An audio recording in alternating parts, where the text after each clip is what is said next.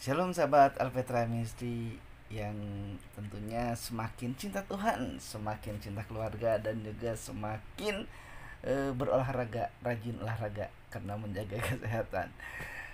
Sahabat Alpetra Ministry ya sudah tampak di layar kita ya, sudah ada Om Yan di seberang sana yang akan bagikan sesuatu buat kita pada hari ini. Apakah itu? Nah, sebelumnya mari kita sapa beliau terlebih dahulu.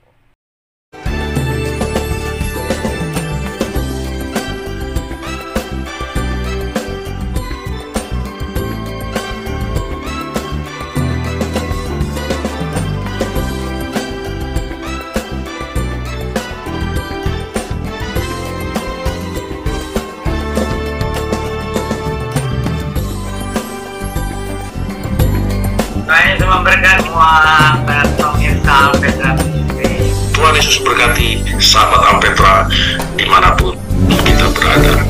Shalom. Om, apa kabar Om? Puji Tuhan, sehat, puji Tuhan. Ya Om, nah di kesempatan kali ini Om, kita mau bahas dari Filipi pasal yang kedua ayat 12 sampai ayat 18. Itu yang jadi dasar firman Tuhan kita hari ini. Nah, yang mau kita bahas ini Om, bagaimana supaya orang bisa bersukacita ketika melakukan ketaatan kepada Tuhan. Kalau dari perikopnya kita lihat sini, tetaplah kerjakan keselamatanmu. Nah Om, sebelumnya mungkin Alfa bacakan dulu ya Om, ayat 12-nya ya. Ya. Hai saudara-saudaraku yang kekasih, kamu senantiasa taat. Karena itu tetaplah kerjakan keselamatanmu dengan takut dan gentar, bukan saja seperti aku masih hadir, tetapi terlebih pula sekarang waktu aku tidak hadir. Nah ini Om, apa maksudnya takut dan gentar dalam ayat ini Om? Jadi maksudnya takut dan gentar ini takut dan gentar yang kudus ya. Maksudnya tuh ini jemaat Filipi itu orang-orang Kristen yang kerohaniannya betul-betul bagus dan rajin memberitakan Injil dan ada sukacita gitu. Dan tetapi kan sukacita itu bukan berarti otomatis ya. Kadang-kadang perlu juga hamba Tuhan memberikan semangat, ayo terus bersukacita. Tapi jemaat Filipi ini memang dalam keadaan sukacita karena melayani Tuhan. Oh, gitu. ya. Iya. Ya Om. Om, kalau ini Om, apa orang bersukacita itu kan berarti nggak harus sesuatu yang menyenangkan ya Om, ketika melakukan suatu ketaatan atau mungkin sesuatu yang merupakan aplikasi iman, itu juga merupakan satu sukacita ya Om sebetulnya ya. Di dalam hal ini jemaat Kristen yang di kota Filipi ini, mereka itu memang kerohaniannya dalam keadaan bagus gitu. Dan mereka juga rajin melayani Tuhan, rajin bersaksi, mengabarkan Injil gitu. Jadi ini ada sukacitanya, sukacita yang bukan sekedar sukacita yang biasa, sukacita dari Rohul Kudus. Oh, ya Om. Gitu. Tapi kenapa Om disebut di sini takut dan gentar? Emangnya jadi kayak tertekan Om? Nah, ini sebenarnya hanya untuk berjaga-jaga. Jadi kita tuh dalam sukacita itu selalu juga hati-hati, jangan terjerumus lah ke dalam dosa, misalnya kesombongan kah, kemunafikan kah, gitu. Jadi maka ya tetap harus ada takut akan Tuhan atau gentar sama Tuhan, tetap itu harus diingat. Tetap ya. Oh ya Om. Kirain gitu Om, karena bilangnya takut dan gentar, jadi kayak seolah-olah karena saya takut, jadi ya udah saya lakukan aja lah gitu. Saya taat aja karena saya takut gitu. Bukan, ini Bukan, jadi ya? takut dan gentarnya kudus ya, artinya Ya. oleh Roh Kudus. Ya. Jadi ya kalau orang pikir kalau penuh Roh Kudus ya hanya sukacita aja, gembira aja, tetapi tetap harus ada takut akan Tuhan gitu. Jadi Iya. jangan sampai kebablasan. Oh, kita gembira nih di dalam roh ya. Akhirnya kita jadi sombong atau Nah, jadi munafik iya. gitu. Iya ya Om ya. Seringkali gitu ya Om. Kita karena terlena ya seperti yang lalu udah pernah Om bilang juga. Karena kita terlena seolah-olah saya ini hebat gitu pelayanan gitu. Jadi hebatnya yang dicari bukan taatnya dalam melakukan pelayanan ya Om. Itu yang sering salah paham orang gitu. Nah, Om, kita lanjutin ya Om ke ayat yang selanjutnya. Ini karena Allah lah yang mengerjakan di dalam kamu baik kemauan maupun pekerjaan menurut kerelaannya. Nah, Om, kalau Allah mengerjakan, yang mengerjakan itu kan Allah ya Om di sini disebutkan.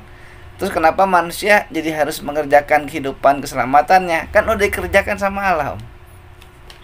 Nah, di situ banyak yang salah paham ya. Ya, Ada yang menekankan karya Allah, ada yang menekankan karya manusia. Padahal prinsipnya itu harus karya Allah itu diresponi gitu ya, dengan ketaatan. Jadi Allah selalu siap membantu. Allah selalu di dalam Kristus ya selalu siap melimpahkan anugerah, rahmat, berkat. Tapi sebagai orang percaya kita juga harus meresponinya dengan iman dan takut akan Tuhan. Nah, gitu ya Om. Harus ada respon ya Om dari kitanya ya Om. Walaupun ditulis di sini karena Allah yang mengerjakannya gitu. Tetap kita harus merespon ya Om. Betul. Ya. Gitu. Terus kalau kita nggak ngerespon gimana Om? Ya nantinya anugerah Allah jadi disia-siakan kalau kita tidak merespon itu. Seolah-olah kita ini jadi kayak robot atau apa yang tidak bernyawa lah gitu. Tuhan Allah ingin supaya kita mempunyai relasi dengan Allah itu sebagai Bapa. Jadi harmonis lah, penuh kasih lah, ketaatan lah gitu. Oh iya ya Om. Jadi biar ini ya Om, biar melakukannya itu ketaatannya itu sukacitanya dalam melakukannya itu juga jadi ada tujuannya ya kan Om. Kan kalau enggak mungkin orang nggak mau juga ya Om. Mungkin ada apa motivasinya lah gitu Om. Ya itu memang motivasi sangat penting, tujuan sangat penting. Iya. Tapi juga relasi yang hidup, relasi yang nyata Iya. dengan Allah sebagai Bapa kita di dalam Tuhan Yesus Kristus. Nah, itu harus kita hayati selalu. Oh iya Om. Om, nih kan kita udah melakukan nih ya tentunya menghayati gitu. Tapi kadang-kadang kan secara apa katanya dibilangnya manusiawi gitu Om. Seperti dalam ayat yang selanjutnya kan dibilang jangan bersungut-sungut ya. Tapi kan Om, gimana kalau ada orang yang melakukan pekabaran Injil atau mengikut Tuhan sebagai orang Kristen gitu melakukan iman tapi bersungut-sungut Om, malahan mengeluh gitu gimana Om? Ya itu makanya dikasih peringatan di dalam ayat-ayat ini Iya. bahwa kita tuh seharusnya ya bersukacita lah gitu. Nah kalau kita penuh dengan kasih Tuhan, dengan sukacita dari Tuhan, kita bisa mengatasi untuk tidak bersungut-sungut. Tapi kan namanya manusia kadang-kadang karena capek, Iya. jadi bersungut-sungut atau karena tekanan orang lain, Iya. gitu kan, atau tekanan keadaan, gitu. Jadi ini ayat-ayat ini untuk mengingatkan kita aja supaya Iya. kita jangan tenggelam oleh keadaan yang tidak menunjang. Ya Om. Terus kalau gitu juga ini yang selanjutnya ini kan Om berbantah-bantahan gitu Om. Kan sering kali ya Om, waktu dari zaman dulu lah, mungkin waktu pas pekabaran Injil, waktu ada zending atau badan misi kan sering berbantah-bantahan tuh Om dalam pekabaran Injil. Gimana tuh Om? Ya itu sifat manusia itu kadang-kadang ya, jadi muncul ya itu egonya itu. Jadi kadang-kadang merasa benar sendiri gitu ya. Termasuklah hamba-hamba Tuhan yang Iya. sudah hebat juga. Ya kadang-kadang merasa dirinya hebat gitu ya. Iya. Saya sih tidak mengkritik kan karena saya juga hamba Tuhan. Kadang-kadang kan bisa aja ya nggak timbul gitu. Merasa aduh bangga dah bisa dipakai oleh Tuhan gitu ya. Iya. Padahal banyak orang-orang yang lebih hebat gitu dari saya kan. apalagi yang dulu-dulu tuh ceritanya. Itu sih yang sekarang pun banyak yang hebat ya yang dipakai oleh Tuhan. Ya gitu, jadi kita harus selalu ingat hal itu. Ya tapi kan lucu juga sih ya Om, kalau berbantah-bantahan gitu. Padahal dalam melakukan pelayanan ya, atau perkabaran Injil atau pelayanan gitu. Tapi berbantah-bantahan berarti kan apa, karena ada motivasi sendiri gitu, ada tujuan tersendiri, terselubung gitu. Bisa saja, cuman sebenarnya ya orang kan, setiap orang punya pemahaman sendiri dan pemahamannya itu dianggap yang paling benar. Nah di sini kita belajar dari ayat-ayat ini bahwa tidak ada orang yang paling benar. Yang paling benar kan cuma Tuhan Yesus Kristus. Iya. Jadi kita tuh harus saling menerima, saling belajar dengan segala kerendahan hati. Itu maksudnya ayat-ayat ini. Iya Om, soalnya kan ini waktu kalau misalnya baca ayat ini kan Om, loh berarti dari zamannya rasul-rasul aja udah ada yang bersungut-sungut, ada yang berbantah-bantahan. Jadi zaman sekarang ya wajar aja lah kalau di gereja berbantah-bantahan gitu. Ya. Ya, jadi jangan ayat-ayat ini menjadi alasan bagi kita bahwa oh itu wajar aja lah kita bersungut-sungut, berbantah-bantah, gitu, berdebat lah. Cuman kalau mereka ini ya sebenarnya kerohaniannya sangat bagus, gereja di kota Filipi itu. Tapi namanya manusia itu ada aja kadang-kadang ya mungkin capek, mungkin misalnya ya keadaannya sedang ada gangguan apa gitu. Tetapi secara keseluruhan jemaat Filipi itu jemaat teladan lah gitu secara keseluruhan. Jadi jangan kita lihat ada kelemahan di sini, oh kita juga sama lah. Beda jauh kerohanian apa gereja Tuhan yang abad pertama itu luar biasa kerohaniannya. Apakah iman, kasih, pengharapan, pengertian juga. Mungkin kalau pengertian ya kita sekarang ya bisa lebih ada keuntungan karena kita punya Alkitab yang lengkap gitu. Tetapi mereka dengan apa yang mereka terima aja sudah luar biasa dibanding dengan kita, terlalu banyak pengetahuan jadi kita somse. Iya ya Om ya. Jadi somse ya Om. Nah, Om, kita lanjutin ya Om. Di sini dijelasin sama Paulus ya Om di ayat yang ke-15, supaya kamu tidak beraib dan tiada bernoda sebagai anak-anak Allah yang tidak bercela di tengah-tengah angkatan yang bengkok hatinya dan yang sesat ini, sehingga kamu bercahaya di antara mereka seperti bintang-bintang di dunia. Nah terus kalau di bawahnya lagi Om dibilang juga katanya jadi bermegah gitu. Ini apa maksudnya Om? Bercahaya dan bermegah itu gimana? Jadi gimana Om? Balik ke motivasi tadi kan jadi gitu Om. Jadi ya apa yang dituliskan ini sebenarnya manusiawi, cuman kerohanian mereka itu jauh lebih baiklah dari kita gitu. Jadi jangan melihat oh ada kelemahan di situ, kita juga sama aja lah. Enggak, beda ya. Jadi kerohanian gereja Tuhan di abad pertama itu kebanyakan itu betul-betul imannya luar biasa, kasihnya juga luar biasa, pengharapannya juga luar biasa. Bahkan ya mereka berharap Tuhan Yesus itu segera datang tuh. Kita sudah menunggu hampir 2000 tahun ya. Tapi gitulah jadi keadaannya. Kerohanian umat Kristen di kota Filipi itu sebenarnya luar biasa, di atas rata-rata kita lah. Oh gitu ya Om. Soalnya kan iya sih kalau baca di keseluruhan Filipi kayaknya ini jemaatnya jemaat yang lebih bagus ya Om dibanding jemaat yang lain gitu. Karena ini taat gitu.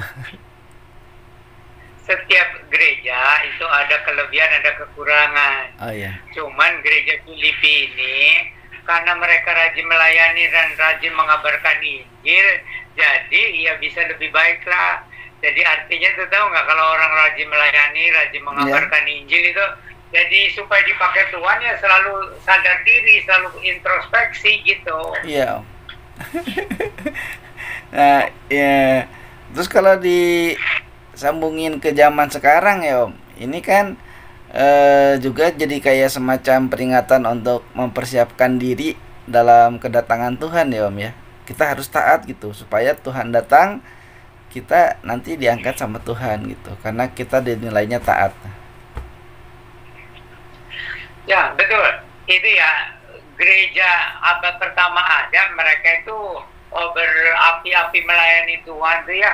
Karena mereka pikir Tuhan Yesus juga segera datang gitu. Oh. Nah, sekarang sudah 20 abad ya.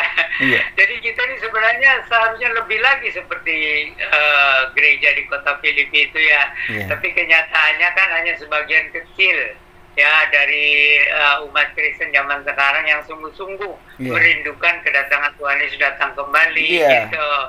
Jadi ini bagus membahas surat Filipi ini, bagus mengingatkan kita apakah kita juga betul-betul ada kerinduan menyambut kedatangan Tuhan Yesus datang kembali dalam kemuliaan.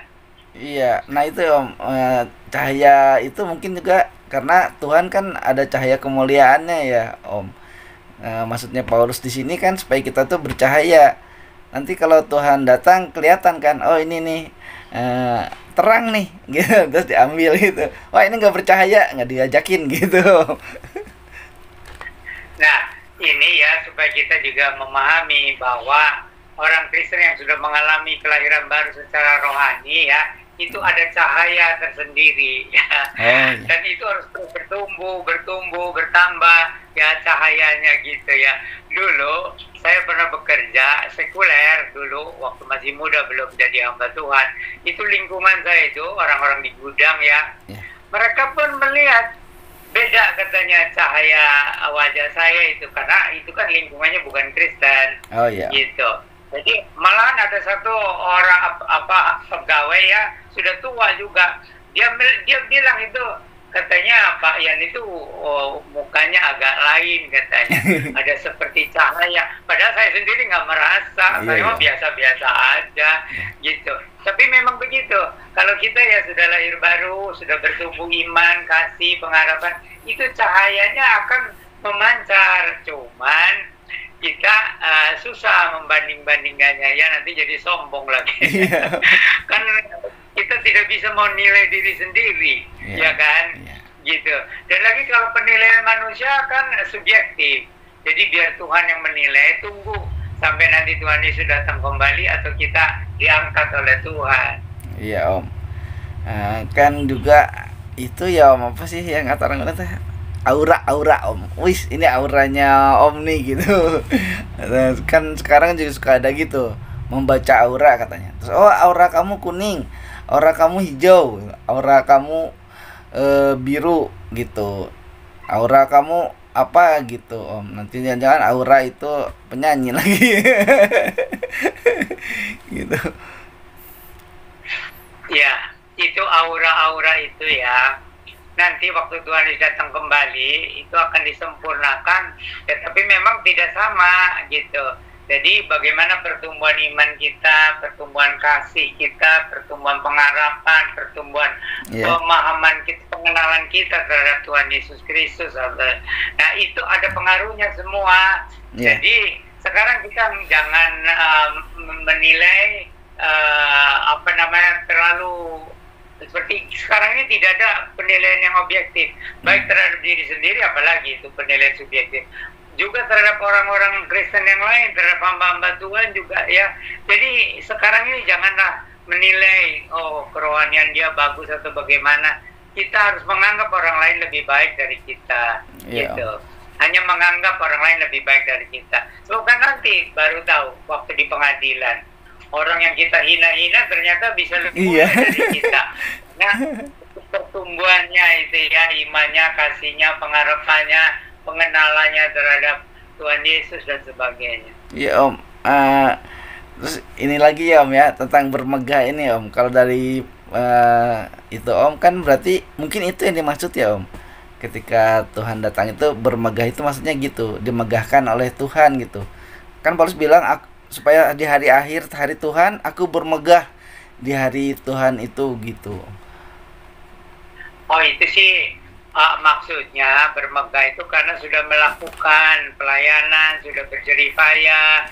Kalau Rasul Paulus tuh pelayanannya itu optimal lah, sekuat tenaga lah. Jarang lah sekarang ada hamba Tuhan seperti Paulus, meskipun mungkin ada ya yang kita tidak tahu ya pelayanan, tapi biasanya hamba Tuhan itu yang demikian itu pelayanannya di daerah-daerah, di tempat-tempat yang tersembunyi. Maksudnya tuh kalau di kota kan gampang sekali orang ketahuan lalu saling memuji dan sebagainya. Tetapi ini hamba Tuhan yang melayani diam-diam tapi dengan sepenuh hati. Jadi nanti kalau Tuhan Yesus datang kembali ya itu dan kita diangkat, nanti kita akan terkejut. Orang-orang yang kita tidak anggap bisa saja dia lebih mulia dari kita. Iya. Om juga suka ingetin. Karena Tuhan menilai. Iya, beberapa. Gitu. Iya, Om. Wah, saya jadi takut kalau gitu, Om. Waduh, jangan-jangan ada yang kurang nih gitu. Makanya kata Paulus kan dia bekerja keras ya, Om ya. Berlomba, berlari katanya, berlomba dia. Tapi juga dengan takut dan gentar. Iya, Om. Iya, Om. Tapi itu takut dan gentarnya dalam kekudusan. Oh, gitu, Om. Iya, beda. Jadi takut dan gentarnya bukan karena kita takut dihukum, tapi takut dan gentarnya karena kekudusan. Karena orang yang dekat dengan Tuhan itu ada takut yang kudus. Iya. Gitu, takut yang kudus. Pemahaman saya takut dan gentar itu dalam ketakutan, Om, bukan takut dan gentar dalam hal yang kudus gitu, tapi ya takut dihukum, takut nanti nggak diajak Tuhan datang gitu, Om. Itu ketakutan yang terlalu dianggap itu pikiran-pikiran yang tidak sesuai lah dengan Alkitab. Maksudnya maaf ya Pak Alba. Jadi takut dan gentarnya itu yang kudus gitu. Karena kita dekat dengan Tuhan. Jadi takut yang kudus, kegentaran yang kudus. Karena kita dekat dengan Tuhan. Oh, jadi ada dua ya Om. Ada takut dan gentar yang kudus, dan ada takut dan gentar yang tidak kudus. Gitu ya Om? Ya betul. Oh, waduh, nah ini berarti gimana Om supaya kita yakin bahwa kita ada di yang kudus Om, takut dan gentarnya? Itu bergantung kedekatan kita dengan Tuhan Yesus itu. Kalau kita makin dekat dengan Tuhan Yesus ya kita merasakan hadiratnya ya. Jadi kita juga takut berbuat dosa lah, atau kita ini apakah nanti tidak berkenan kepada Tuhan lah. Tapi hubungannya itu karena kita dekat sama Tuhan. Iya. Jadi takut yang kudus. Iya ya Om. Karena iblis juga pasti mengintimidasi ya Om ya. Wah, kamu tuh nggak bagus tuh, kamu taatnya bohongan tuh gitu ya Om. Kamu mengerjakan keselamatan kamu dalam Tuhan cuma syarat aja gitu, cuma rutinitas. Kan sering gitu ya Om, diintimidasi lah sama perasaan-perasaan seperti itu gitu kan. Ya betul. Dan juga ya godaan yang berat itu adalah kemunafikan. Nah ya itu kemunafikan itu hanya ingin dipuji oleh manusia. Iya kan, kebanyakan gitu.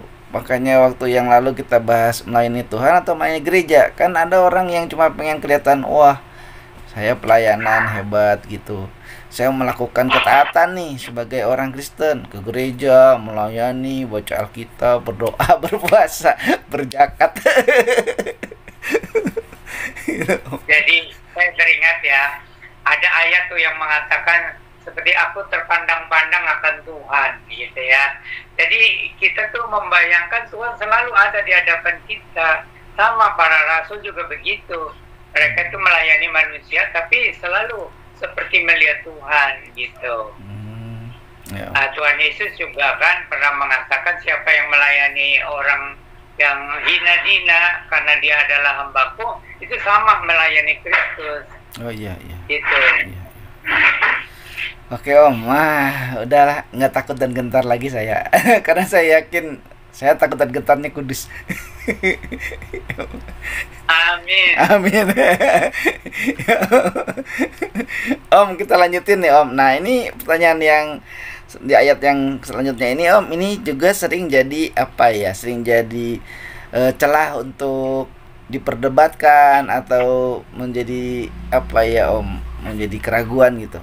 Mungkin saya bacain dulu ya Om, ayat 17 sama 18. Tetapi sekalipun darahku dicurahkan pada korban dan ibadah imanmu, aku bersukacita dan aku bersukacita dengan kamu sekalian. Dan kamu juga harus bersukacita. Demikian dan bersukacitalah dengan aku. Sampai berkali-kali ya Om ngomongnya bersukacitanya. Nah, tapi ada kata-kata sekalipun darahku dicurahkan pada korban dan ibadah imanmu. Wah, ini seolah-olah Paulusnya sombong nih Om. Hebat saya gitu, sampai darah saya aja nggak mampu katanya gitu Om. Tapi itu yang sudah dilakukan oleh Paulus ya. Jadi di dalam perjalanan misi pekabaran Injil itu sering menghadapi maut, tetapi Paulus itu rela. Makanya di situ seolah-olah kapan aja mati dia sudah rela, dia sudah mempersembahkan tubuhnya, jiwanya, rohnya. Kapan aja mati nggak jadi masalah gitu. Apalagi ya dia juga nggak punya keluarga. Oh, jadi bebas ya Om. Sepenuh hati lah hanya untuk Tuhan Yesus dan Injil gitu. Iya, dia bebas ya Om Gitu. jadinya. Iya, jadi merasa karena bebas nggak ada beban gitu ya Om ya. Dia melakukannya. Tapi kan ada kesannya kayak waktu saya baca waktu awal-awal enggak sih, tapi ternyata ini kalau saya baca ini Paulus so istimewa gitu. Padahal kan mentang-mentang semua suratnya Paulus semua di sini, jadi dia merasa so istimewa banget gitu Om. Jadi begini ya Bapak, orang Kristen abad pertama saja rata-rata itu kerohaniannya jauh lebih baik dari ya rata-rata orang Kristen zaman sekarang, apalagi Rasul Paulus. Jadi di situ kalau kita bisa ya memahami situasi kerohanian umat Kristen abad pertama, apalagi hamba-hamba Tuhan ya para rasul, itu ya kadang-kadang saya juga merasa malu lah karena ya jauh lah gitu dibandingkan dengan mereka itu, baik soal iman, soal kasih, soal pengorbanan, soal pengharapan itu, dan kedekatannya dengan Tuhan Yesus Kristus itu ya. Meskipun kita sekarang bisa dekat dengan Tuhan Yesus Kristus ya, tetapi itu ya terus terang aja dibandingkan dengan gereja abad pertama kita agak jauh lah itu soal kerohanian itu, baik iman, baik kasih, pengharapan dan kedekatan dengan Tuhan Yesus itu hanya pukul rata ya artinya. Sekarang juga ada orang-orang Kristen, hamba-hamba Tuhan yang betul-betul dekat sama Tuhan, ada lah gitu ya. Cuman ya sekarang jangan menghakimi siapapun lah, jangan menilai siapapun yang sekarang. Iya sih gitu. Sekarang soalnya katanya karena gara-gara ini ya Om, gara-gara teknologi gitu, kayak media sosial kayak gini kan semua serba terbuka gitu, jadi semua saling pinter-pinteran gitu. Kayak yang di podcast kita yang lalu kan pandai bersilat kata, orang banyak pinter gitu. Jadi merasa paling hebat. Nah terus mungkin juga ada yang kayak Paulus gini, oh saya ini udah berkorban banyak, udah pelayanan, istimewa lah gitu. Kalau umat Kristen zaman sekarang sih ya maaf aja, ini kan termasuk diri saya juga. Kebanyakan itu kerohaniannya jauh lah dibandingkan dengan umat Kristen abad pertama, kebanyakannya secara rata-rata. Jadi kita ini terlalu banyak duniawinya, gitu. Tapi dan juga kadang-kadang belum apa-apa baru berhasil sedikit sudah merasa bermegah, gitu ya. Gitu ya, tapi nggak apa-apa, kita berusaha aja bagaimana kita kalau ketemu sama Tuhan Yesus, artinya meninggalkan dunia ini atau Tuhan Yesus datang, kita itu sudah berusaha yang terbaik. Lalu penilaiannya kan dari Tuhan, bukan kita yang menilai, ya enggak? Kalau menilai diri sendiri juga subjektif, menilai orang lain juga belum tentu benar, juga subjektif juga. Dia menghakimi. Kita pokoknya do your best, kerjakan yang terbaik, usahakan yang terbaik. Tapi kata Om juga kan waktu itu bilangnya apa, kalau kita gimana ya, jadi Om waktu itu sering ngingatin gitu, kalau kita melakukan segala sesuatu yang untuk Tuhan itu kan Om dasarnya kan harus iman. Nah tapi kalau kita melakukannya walaupun udah do the best kita gitu Om, yang nilai kan nggak bisa dinilai sama orang lain, nggak bisa dinilai sama kita, dinilainya sama orang lain ya Om. Tapi kan Om bilang tingkat rohani seseorang itu kan nggak bisa dinilai kata Om gitu Om. Ya kalau manusia bagaimana menilainya? Oh orang ini dekat sama Tuhan kelihatannya, oh orang ini jauh dari Tuhan ya kelihatannya. Tapi besok bagaimana kan kita tidak tahu juga. Iya Om. Nggak, maksudnya tadi karena Om ngejelasin dulu rasul-rasul kan mungkin kerohaniannya lebih tinggi dari kita. Nah sedangkan kita sendiri kan juga nggak bisa ya Om. Apalagi kalau misalnya kamu ngaku sendiri kerohanian saya lebih dari kamu gitu Om, nggak bisa kan. Saya ngomongnya rata-rata ya. Om, ya. Jadi rata-ratanya begitu. Jadi kalau dulu abad pertama itu umat Kristen itu rohanianya luar biasa karena mereka betul-betul berharap Tuhan Yesus segera datang kembali. Gitu.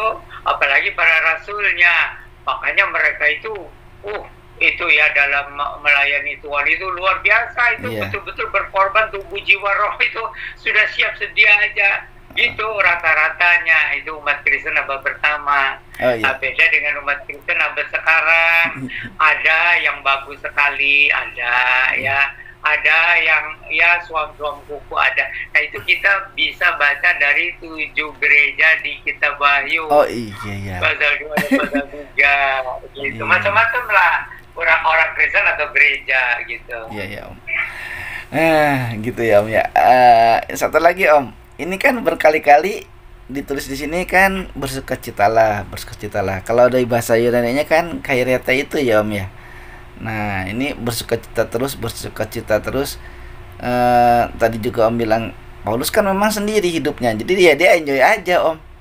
Nah gimana Om ini caranya nih Om? Kan Paulus juga lagi-lagi menyamakan gitu, bersukacita aja, orang dia mah enak gitu kan. Kan saya sering gitu Om, kalau ada pendeta yang khotbah gitu atau ada orang yang jemaat gitu atau siapa, ya udah senang-senang aja, sukacita aja kan dalam hati gitu ya Om. Kadang-kadang gitu ya lu mah enak ngomong begitu, semuanya ada, semuanya bisa, sukacita lah kita kan gitu Om. Gimana Om? Ya, jadi ada firman Tuhan juga, kita tuh jangan menghakimi orang lain ya. Jadi biarlah kita belajar juga menghakimi diri sendiri dengan adil gitu. Jadi kita akan membandingkan itu harus dengan Tuhan Yesus. Jadi bukan dengan sesama manusia gitu. Ya kita belajar dari orang lain kebaikannya ya. Tapi jangan seolah-olah kalau ada orang yang ada cacatnya kita pikir lebih baik. Kan penghakimannya belum. Gitu. Besok kan belum tentu gitu. Makanya itu ada ayat firman Tuhan, biarlah kita menjalaninya dengan takut dan gentar. Gitu. Kan. Makanya di ayat yang ke-12 tadi ya Om, harus takut dan gentar gitu. Jadi mungkin saya juga mulai belajar nih, karena takut dan gentar yang kudus di dalam Tuhan. Jadi nggak boleh nih kalau misalnya ada orang ngomong kamu bersukacita, saya akan mulai saat ini tidak akan bilang ya saya amini aja, saya bersukacita gitu Om. Daripada menghakimi ya mengkritik, jadinya menghakimi.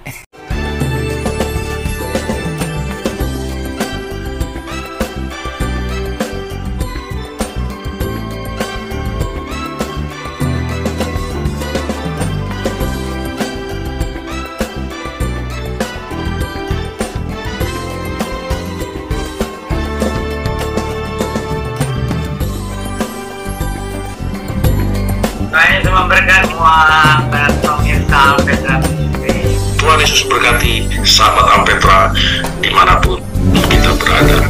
Shalom. Ya, jadi Tuhan Yesus menghendaki kepada umat Kristen sekarang ini ya, yang menjelang kedatangan yang Tuhan Yesus yang kedua kali dalam kemuliaan, kita jangan terlalu banyak dibebani dengan masalah-masalah duniawi, memang kita selama di dunia ya nggak bisa lepas gitu. Tapi usahakanlah supaya kita ini lebih fokus kepada kedatangan Tuhan Yesus itu tanpa mengurangi tanggung jawab kita kepada keluarga lah, kepada gereja lah, kepada sesama lah gitu. Tapi ingat, kita kan tidak tahu berapa waktu lagi Tuhan Yesus akan datang kembali dalam kemuliaan, ya kan? Cuma juga jangan melalaikan tugas kita. Tapi ingat, hari demi hari makin dekat kedatangan Tuhan Yesus yang kedua kali. Haleluya. Maranatha. Oke, baik sahabat Alpetra Ministry, walaupun singkat ya, tapi padat dan jelas sekali, sederhana sekali Om menjelaskannya kepada kita. Saya saja sampai tercerahkan oleh penjelasan dari Om ya. Semoga sahabat Alpetra Ministry juga demikian ya. Silahkan berkomentar seperti biasa sesuai dengan aturan yang berlaku dengan etika Kristen tentunya juga. Dan terima kasih Om atas penjelasannya di kesempatan kali ini. Sahabat Alpetra, sampai sini dulu. Tetap cinta Tuhan, cinta keluarga, dan jaga kesehatan. Shalom Maranatha.